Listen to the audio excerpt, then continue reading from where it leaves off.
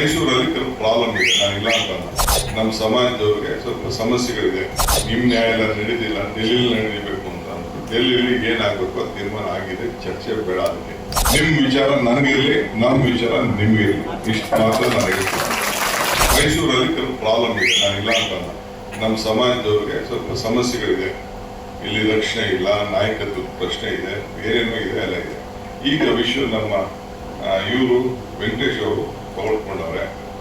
ಈಗ ನಮ್ಮ ಹರೀಶ್ ಗೌಡರು ಇದಕ್ಕೆ ಮುಂದಾಳತ್ವ ವಹಿಸ್ಕೊಂಡಿದ್ದಾರೆ. ನಾನು ನಿಮ್ಮೂರು ನಡಿ ಆಗ್ತೇನೆ, ನನಗೂ ದೊಡ್ಡ ಜವಾಬ್ದಾರಿ ಇದೆ. ಆಯ್ತಾ, ನೀವು ತಲೆ ಕೆಡಿಸ್ಕೊಳ್ಳೋಕೆ ಹೋಗ್ಬೇಡಿ, ಸ್ವಲ್ಪ ದಿನ ಅಷ್ಟೇ.